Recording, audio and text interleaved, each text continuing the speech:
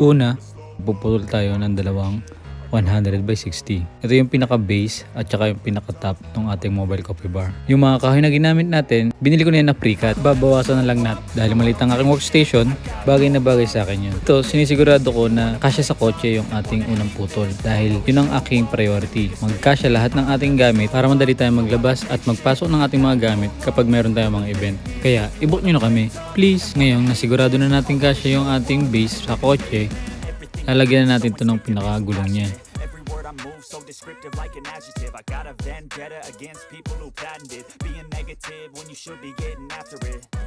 Ngayon, testing na natin kung matibay talaga.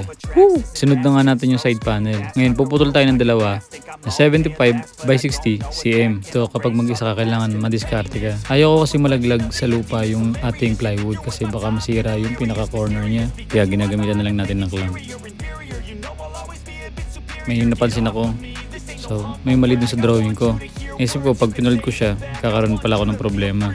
So, binawasan ko ng 10 cm yung ating pinaka-side panel. Pero, pag dudugtungin natin siya, gamit yung ating bisagra. Kasi siya yung magiging parang pinaka-allowance niya para hindi sila mag-ipit-ipit kapag natiklop na natin. Malaking bagay talaga yung mga clamp na yan. Tsaka yung mga power tools kapag meron tayong mga DIY project katulad yan.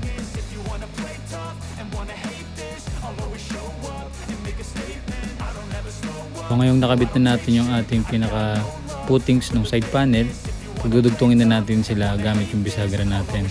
So, gumamit tayo dito ng Dremel, Inginco pala na brand.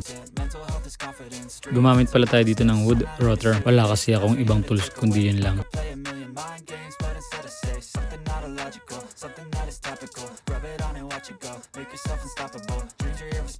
Maganda sana kung dalawa yung barena ko. Isa pang butas at isa yung pang screw. Kaya lang, wala pa tayong budget. Pag kumita na tayo siguro sa YouTube, kaya mag-like and subscribe kayo sa akin channel.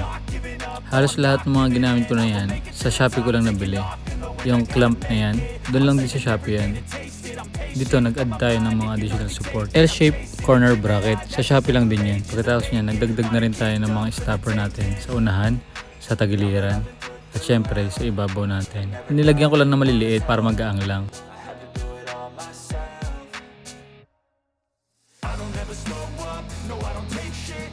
After ng mga stopper, yung pinaka-guide naman ng ating sliding. Lalagyan natin yung taas at saka baba din. Yan yung pinaka parang support niya sa gitna. Para kapag naglagay na tayo ng mabigat sa ibabaw, hindi siya lulundo. Kasi yung ating espresso machine, napakabigat mo. Tsaka mas madaling mag-organize sa loob pagka meron siya mga divider. Yung ginamit natin sa gitna ay 1/2 na lang. Ang taas ay parehas din ng nasa gilid natin, 75. Pero yung lapad niya ay kulang-kulang sa 60. Para meron siyang allowance kapag nilagay natin yung pinakaharang sa unahan.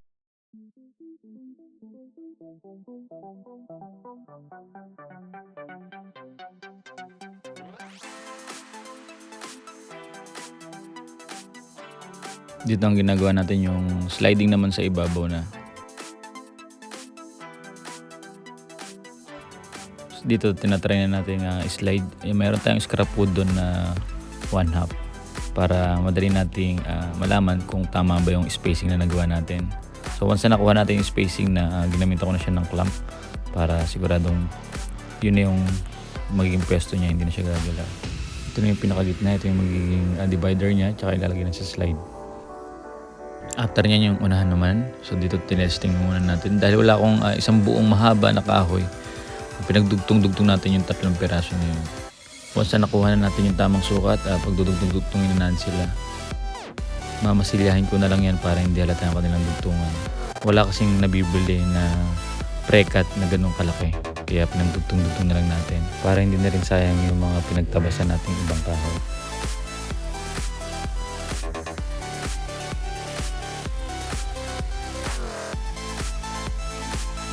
Natapos na natin yung mga ating panel saka yung mga unahan. Once na natapos natin yan, dry fit muna natin bago natin lagyan ng mga lock para siguradong wala tayong na-miss na size.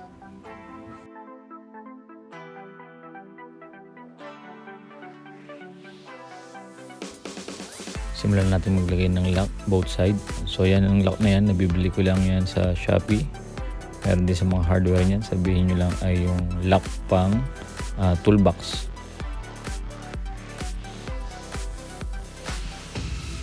Yan, medyo mahirap ikabit yan kasi dahil naka-spring load na yung kanyang lock.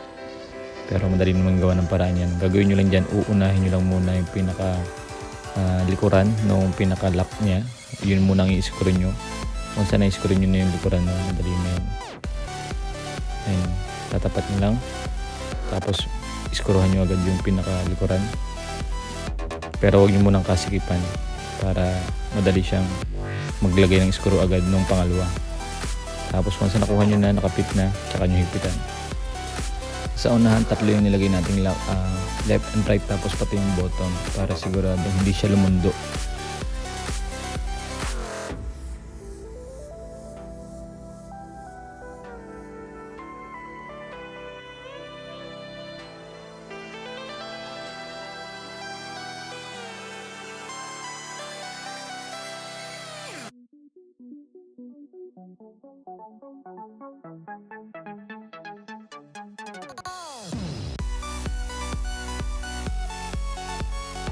Dito sa ibabaw, gumamit tayo ng floor epoxy.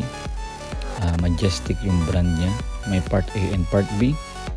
Yung hardener ay 20%, yung epoxy ay 80%. So yun ang ginamit lang sa ibabaw kasi industrial type, matibay siya pag natuyo. Dahil ito yung magiging washing area natin.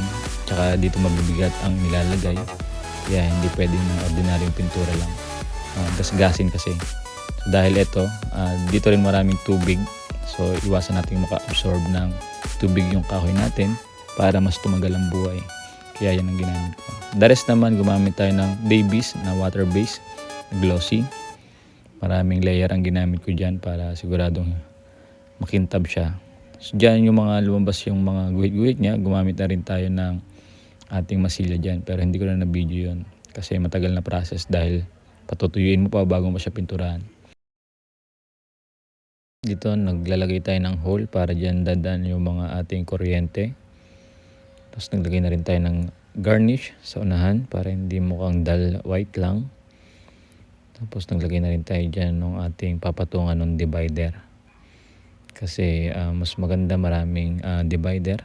Mas madaling mag-organize. Sa mga kahoy, gumamit na tayo ng pintura dyan na wood sealer tsaka varnish para meron naman siyang additional accent din. So far, yan lang muna ang nilagay kong mga divider. Pero pwede pang madagdagan yan in the future. Sunod ko naman yung lalagyan ng ating ground coffee waste after nung extraction. So dito, gusto ko kasi included na siya sa ating bar. Mas madali kasi yung extraction time pagka kaunti yung mga movement na ginagawa ko sa harap ng bar. So ito yung pinaka basic na dapat ay mas malapit sa'yo. Meron namang nabibili niyan yung mataas pero masyadong mahal at hindi siya fit para sa aking mobile bar kasi nakahiwalay siya. So kaya nag-DIY tayo.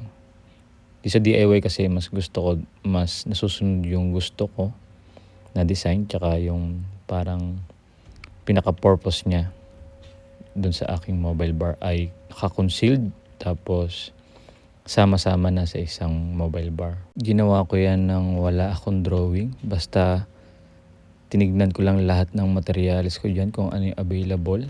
Tapos habang ginagawa ko siya, doon na ako nagkaroon ng adjustment kung paano ko siya pagsasama-samahin at paano ko siya ilalagay sa aking mobile bar. So yun yung kagandahan sa DIY project. No? Minsan, aksidente, meron ka na palang nagawang maganda nang hindi mo alam. Nasa pinakahuli mo na siya ma-appreciate kasi doon mo na makikita yung pinaka-function niya. Na fit pala doon sa gusto mo talaga. Once na natapos na tayo, dry fit na. Paano natin siya gagamitin, paano tatanggalin at ibabalik. Itong sumunod naman ay yung ating water pump. So itong water pump na to ay nakuha ko sa idea no aking pang-spray sa farm. Ayun, tinatawag na knapsack sprayer. So yung parts lang nung pump yung kinuha kong idea doon. Tapos merong nabibiling ganyan sa Shopee, yung bottle washer. Itong bottle washer ay kailangan ng enough pressure para gumana siya. Kaya naisip ko yung sa knapsack, yun ang gamitin ko. So yun ay nabibili lang sa Shopee. Mura lang yun. At ang hanapin nyo ay yung 60 watts, 5 amperes na 12 volt. So yun ay 12 volts kaya gumamit pa ako ng adapter. Nabibili rin yun sa Shopee.